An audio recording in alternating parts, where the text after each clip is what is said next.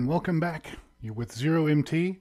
We are looking at low cost, low tech ways of producing digital audio. Windows based right now, using currently the primary tool being Pedalboard by Neil Moody.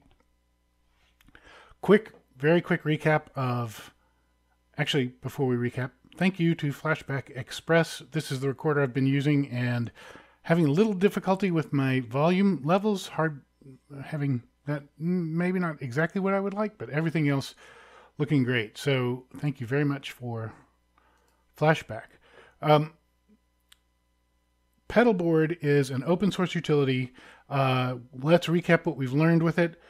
We learned that it's really handy to have a place very close to the root of one of your main drives where you can place VST2s and VST3s of both the 32-bit and 64-bit variety each. We've only downloaded a few, and I think we've already got at least something in every one of these folders, or almost every one. VST new is not necessary, but it is a folder into which I've been throwing these as we go, so we can look back on them. Sooner or later, I'll probably delete these because they're superfluous at this point. VSTs come and go, so it's not a bad idea to keep your binary somewhere, if that's in cold storage, someplace where you can get back to them. As we go on with this, we are going to find some VSTs that are harder and harder to find, and you have to do some archaeology on the internet to rediscover them, and even then they may not work quite as you expect. So when you find something that works, don't just dismiss it. Try to pay attention to it, and I would say start a series of notes. I keep a spreadsheet, which is illegible to anyone but me, so I'm not going to share it. Maybe someday I'll create a legible version, but I keep a really simple spreadsheet that lets me keep track of all these, because after years of working with these files, you forget what does what, especially since some of them are creatively or even weirdly named, sometimes even completely misnamed. You may not, the thing you think of when you need a chorus may not be the best chorus for your current application. The thing you think of when you want a reverb may not be the ideal reverb. So it's good to keep track of them this way. Also, it's good to have the pedigree for the music, the tools that you're using. I moralized a little bit last time saying that you should not use cracks. You shouldn't use stolen versions of the software.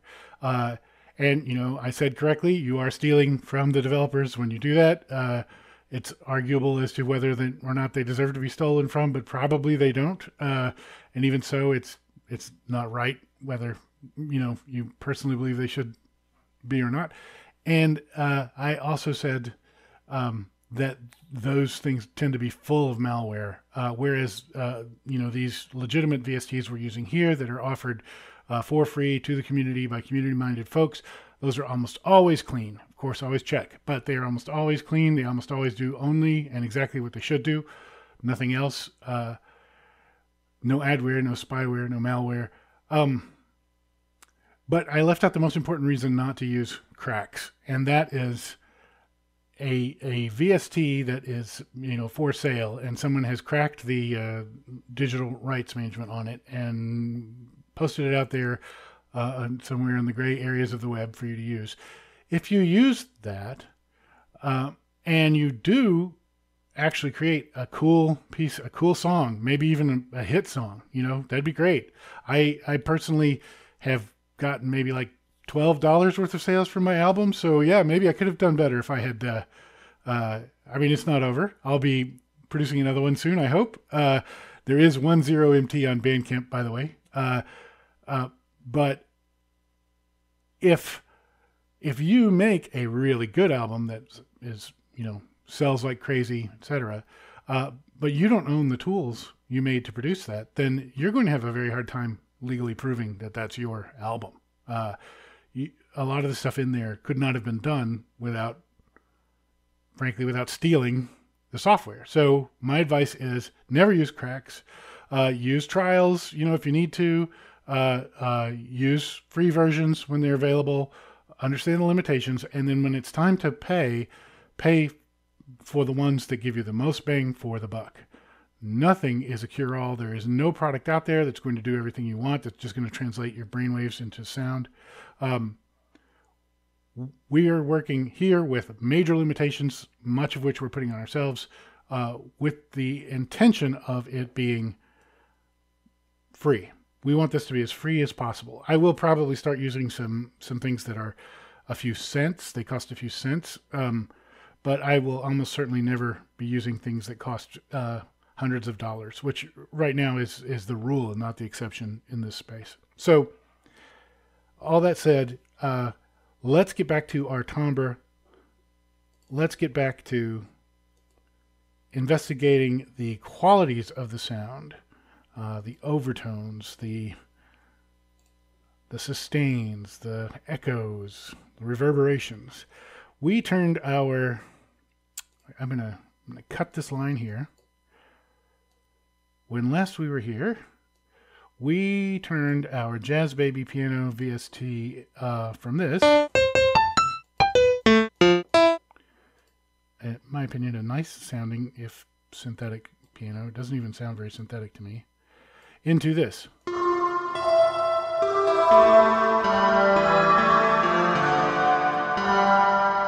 Pretty cool ambient reverbic sound.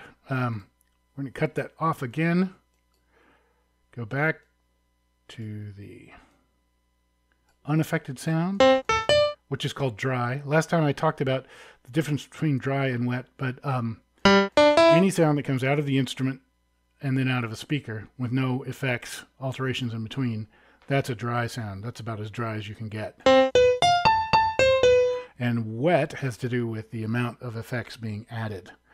Some VSTs will allow you to adjust dry and wet separately. That's probably my favorite because it's more flexible, even though it's easier to break.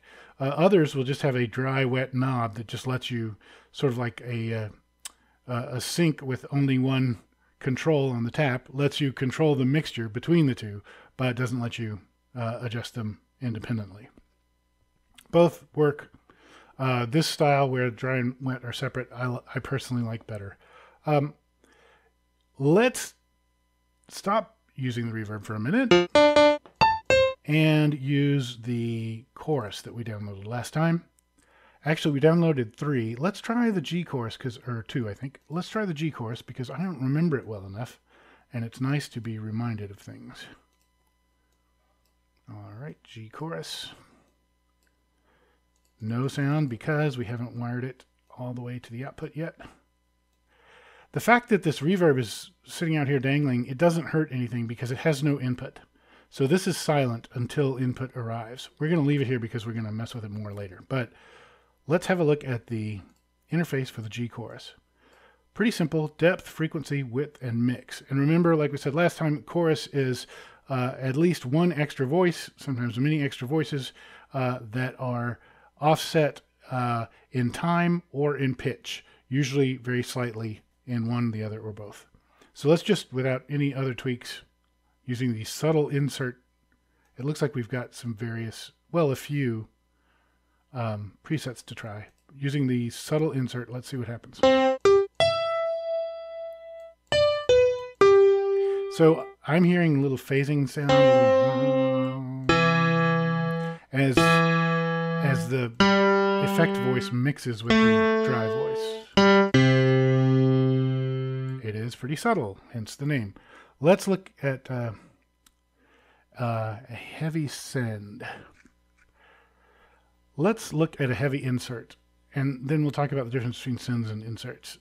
It's in a format like this, it's almost academic, but we'll talk about it. So here's a heavy insert.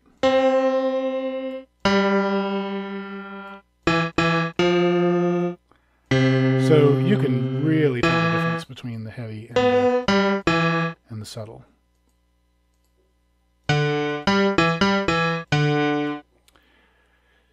So an insert effect is an effect that's in line, inserted in the line like this.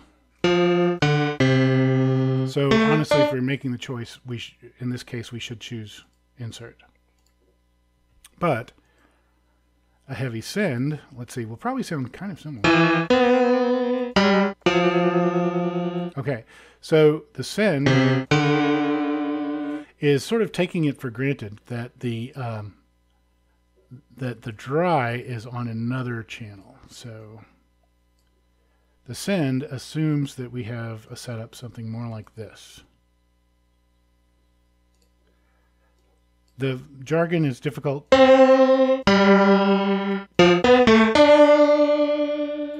send means that you're sending the signal away from the main line of the output, and then it's getting rejoined. So if we draw a dry connection like this and we use the chorus send, we get a sound that's very similar to taking away the dry line of the output and using the chorus insert. The mix effectively turns the insert into a send there, because only the effect is coming out of it if we mix 100%.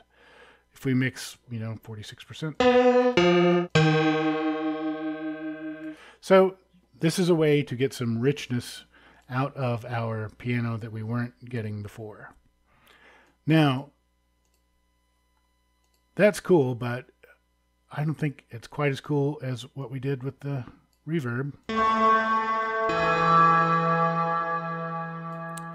But let's ask the question, what if we dropped our reverb into our chorus?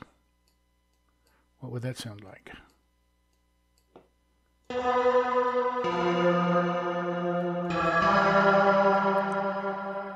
Okay, so I'm going to use the wide insert.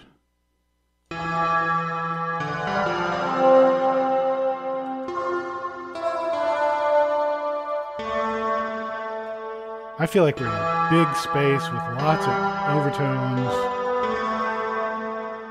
Maybe there are corridors going away from the big space and we're hearing some secondary echoes down there because of the chorus. I like the sound. And it doesn't sound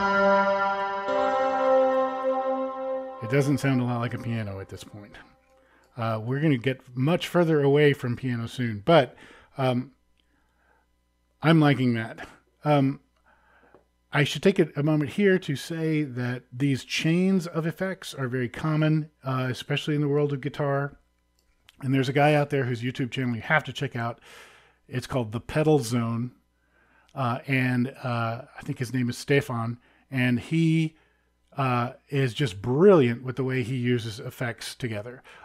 He probably owns like $100,000 worth of pedal effects, all in, the metal physical boxes. I'm stunned at his setup. I'm stunned at the quality of his playing, etc.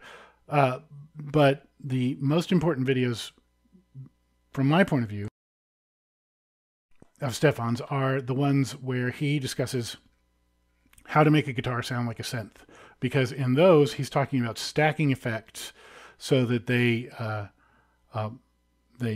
accentuate one another, that they cause unexpected overtones, unexpected patterns that are not in the original instrument, and what comes out ends up sounding really unusual. You've built your own instrument sort of situation. Let's just experiment with a little bit more. Let's add in our other chorus, the Tala Chorus. We're going to just send the dry signal through that so you can hear it. This is modeled, which is to say emulated, the most common word used, an emulation of the chorus that's built into, I think, the Juno 60 classic synth. Anyway, here is the, well, let's see. I think if I turn off both these buttons, it's just the dry signal. Yep. Now, the chorus number 1. The chorus number 2. And together.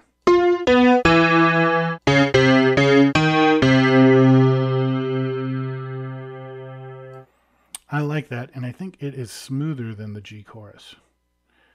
So I'm just going to be, I'm going to save this because I'm going to be a little bit crazier. We'll go back to the reverb feeding into the G chorus. Then I'm going to remove the output of the G chorus, and I'm going to do this. I'm going to send the dry signal into the chorus directly, and then I'm also going to send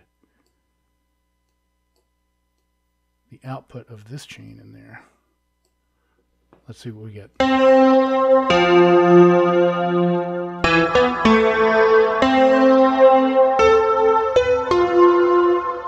Now, built into pedalboard is that level control. You probably remember it, hopefully, from the first episode.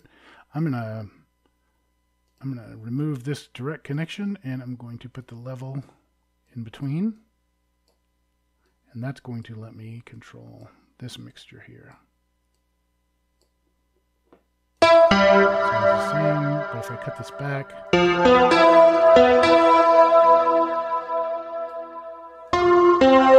there we go. So I wanted the dry signal to not overwhelm as much the mix that's going on through here, and I'm pretty happy with what we've got right now.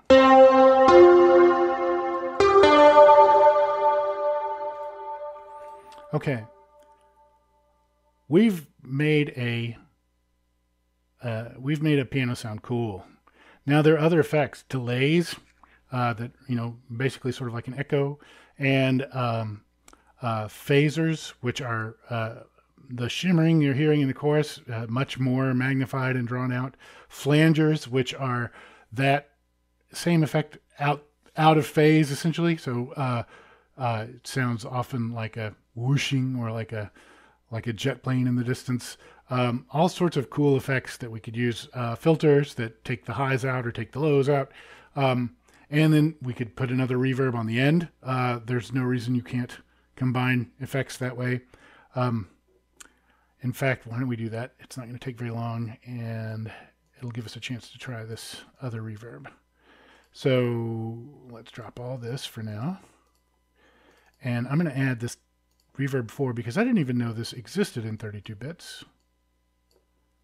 And maybe it's because it crashes pedalboard or crashes some other stuff. I don't know. We'll find out pretty quick.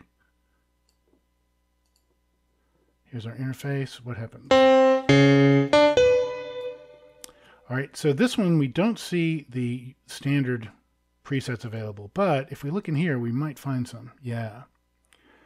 What if we look at dark big?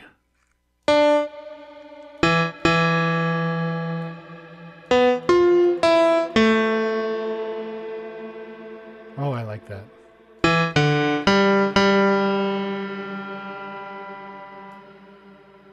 Okay. So I'm not even going to tweak that.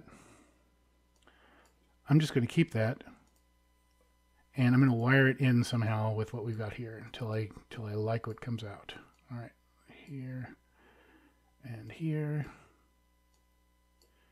and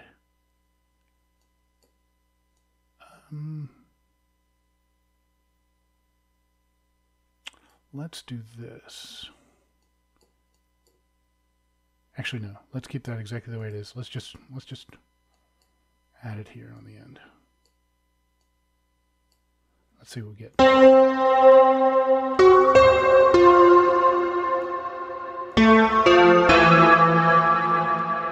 can hear the attack of the piano, the thing. As soon as the key hits, boom, I'm going to reduce that.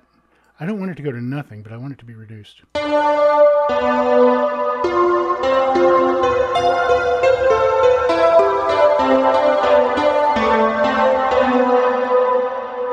Pretty happy with that. Okay, that is some cool piano timbre. Let's check our recording time, if I can figure out how to do that. I keep forgetting. Let's see. We're 19 minutes in. Great, we got time to do something else. Let's go get a synth. So Jazz Baby is, yeah, it's a piano, it's a synthetic piano. It doesn't have any actual samples of a piano. And even if it were made of samples, like sort of like a mellotron or something like that, it would still be, at least to some degree, arguably synthetic. So let's go get something that is unapologetically a synth. Now, if we just put in synth here into plugins for free, we're just going to see a ridiculous amount of responses here. I would recommend reading, Bedroom Producer's blog, or Computer Music, maybe. There are lots of places out there where people will take time to do a lot of testing, give you an idea of what synth sounds good. K-Wave, I know from experience, is pretty cool. Stinger is pretty cool. I mean, most of these are probably cool, but I haven't tested all of these. There's so many. There 760 of them here, I think. So Afro Keys Lite is great. Why don't we start with that? It's a very limited set of. It's got a limited set of presets, but boy, nice clean sound. Let's grab that. And then, yeah, maybe we should go look for one other. Just in case that doesn't work or we're unhappy. I have noticed that, when there are query string parameters here, sometimes this does not behave. We'll just do this again. Let's say synth. Man, Acid Man is fun. It's not, it's got some harshness to it that I'm not a super big fan of, but fun synth. Okay, page 4. Digits is really good. I think Kern is good. So many of these are great. I mean, we're so lucky that these developers are just handing us these things. It's incredibly kind, honestly. And yeah, when you get your big hit, go back through your library and send some love to these developers. Extent of the jam. All right, let's grab digits. We know we're going to need it. It's good. We'll want it eventually. We're going to get an Xe with this one. So I think you've seen this before, but we'll dig into how that works in just a minute. All right. Pedalboard doesn't necessarily like a whole bunch of system changes while it's running, but we're going to risk that anyway. I saved it, so even if it crashes, we'll have what's left. We're going to go to downloads. We've got digits and Afro Keys Lite. We're going to scan those. Okay. Now I'm just going to cut them, and I'm going to put them over in my VST new, over here in my D drive. You don't need this directory, but I'm keeping it there just for consistency. Afro Keys is, there's how to install and everything. Now, this one has an instrument subfolder, and let's look in there. The DS store is an artifact of this being passed through a Macintosh somewhere upstream. You don't need that for Windows at all. In fact, it's kind of in the way, but it won't break anything. And these other MSEs, I don't know what environment that's associated with, but they are surely necessary to create, the dance hall and the marimba and to create these sounds. We're definitely going to need those. So how do we handle that? Well, we could read the manual, or we could just recklessly grab these 3 things here. A PNG is just a picture. I guess we'll do that. So we probably don't need that, but it might be used in the interface, so I'm going to grab it anyway. Copy those, and we're going to carry those out to our, we already know it's 32-bit. It's a DLL, so we know it's a VST2. It goes in here. Paste. All right, that one's done. Now, the one that is, whether for good or for ill, more complicated, is this Xe. So we've already scanned it. We're pretty convinced it's safe. Let's run it. Yeah, it's going to make some changes. All right, so please choose where the DLL will be installed. If unsure, blah, blah. Now we know where it's going to be installed. It's going to be installed right here in this very, comparatively simple path when we compare it to that horrible location there. Can we just paste it in? Yes. This is a new enough installer. We can just paste the path in there. Fine, install. Okay, great. Completed, show details if we want, close. Now, if we go to the directory that we wanted it to be installed, we will probably see that, yes, it has been installed. Now, why couldn't we just copy the DLL over? Because it was embedded in that exe. It didn't exist until we ran the installer. That is just a way these things are packaged sometimes. It's fine, but it's annoying, to have to do separate installs. Remember, though, we're working on a budget. We're getting tons of cool instruments for next to nothing, or in this case, nothing. So we have to use a little patience. Now, our pedal board is still running. I am going to sever the connection between Quick Keys and Jazz Baby. Now we got nothing. When I hit these keys, nothing comes out. I'm going to go here and say plugin list. Options. I'll remove, there's still none to really remove, but it's a good habit. And then scan. Okay, now we have two new ones, Afro Keys Lite and Digits. So let's start with Afro Keys Lite. It's got a little bit of piano-like quality to it. Now, one thing you may notice, this is something that happens more and more lately. This one has 16 left outputs and 16 right outputs. If we're just going to draw connections for all of those, we might as well just not even have a project. But what I think this is to work with a DAW called Bidule, or it may be that that these are for individual MIDI inputs or outputs. I don't know. Pedalboard doesn't handle that, but it's not broken. It's just ugly. So I typically will put these down lower in my workspace so I just don't have to look at all this.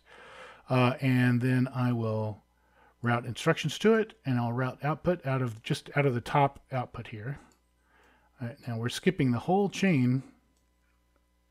This whole chain from Jazz Baby to that Tala Reverb is skipped. Let's hear what we get. Nice. Now let's look at the interface. That was the marimba. There are other presets. Kalimba. Lo-fi keys. You can hear some scratchy lo-fi sound built into that. That's kind of cool. Rigaton Pad. A pad is sort of like a string. It's a swelling sound that pads out any kind of synthetic composition. So this should sound like a nice swelling noise.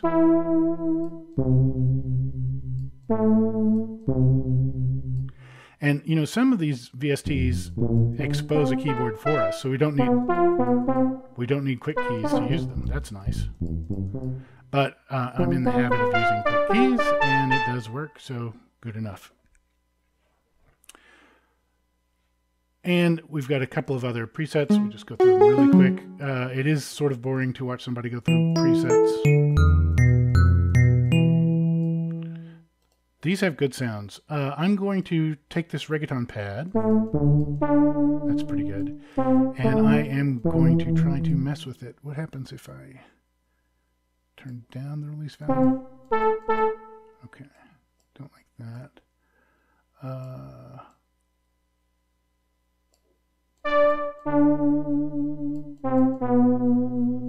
I'm going to increase the LFO depth. That should make it warble more. And what happens if I decrease the rate? Yeah, okay. Let's add some more reverb to the sound itself. So this reverb is similar to this whole the the Tal reverbs, one of the two or the four, but it is a probably simpler algorithm, and it's built specifically for this synth. So it won't really work on anything else unless the synth were to accept audio input, which, as we see, it doesn't. So this reverb is only affecting the reverb of this instrument.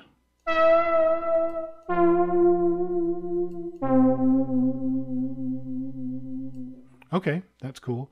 Now, one naive thing that we could just try with this is to just, well, I didn't need to delete that, but what if we sent the same signal to both? What would that sound like?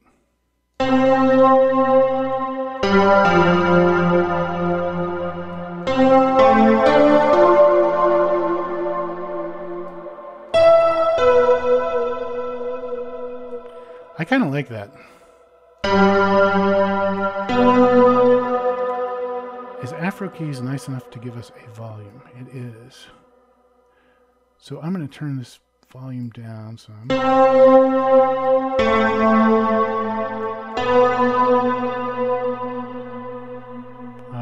I like that. What if I just...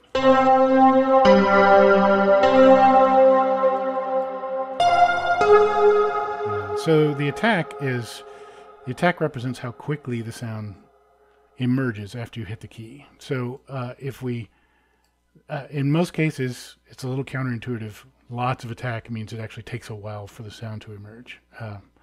But you can usually figure that out just with a little experimentation. Sounds that attack quickly sound percussive, and then the ones that attack more slowly, they sound like wahs or strings or pads. All right, save that. And let's get digits. We were going to look at digits. We're going to keep Afro keys in there. We're going to stop sending to it, though. We're going to bring in digits. This is an impressive little synth. We're going to send the dry signal up. I make a habit of moving these around so that they're not overlapping. It certainly doesn't hurt anything if they overlap. It just makes it a little easier to see, I think. Eventually you run out of screen real estate. But speaking of which, we are not tweaking these other things right now, so we'll go ahead and close those. And we can stretch this out a little bit. Let's take a look at the digits interface. This doesn't seem to have any presets or anything, but if we click around a little bit, we'll figure out there are banks to choose from. Basses, chords, pads. Let's go to pads since we know what that is now. And then under the bank, we have a selection of different presets. Let's do string ensemble bright. Now, what does it sound like?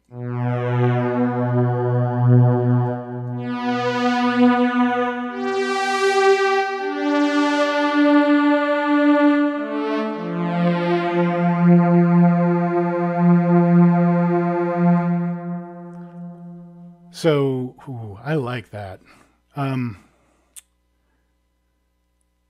What if we stole a little bit from our previous lesson? What if we put a chordator in here? Let's see how fast we can do this. We'll put a chordator in here, and we'll put a randarp in here. We'll link the quick keys to the chordator. We'll set the chordator to a minor triad. So that's 037. Link the chordator to the randarp. For the randarp, we don't want 16ths for this. What about half notes? Let's try half notes. High note probability. Yeah, that's fine. We'll do some octaves and some random. I want though the notes to be random and the octaves to be random. Actually, there's a setting here, random oct, that I think means when the octave changes, the notes get randomized. And until the octave changes again, the notes stay in that random set. That's pretty good. I like that. Okay, and then fairly happy with that. We'll connect that to digits. And once again, we don't need this window. We certainly might one day, so it's good it's there. Let's hit a key and see what comes out.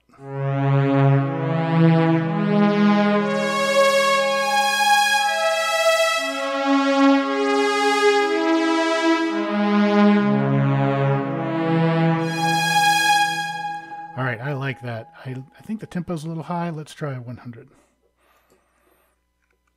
And we'll go down an octave.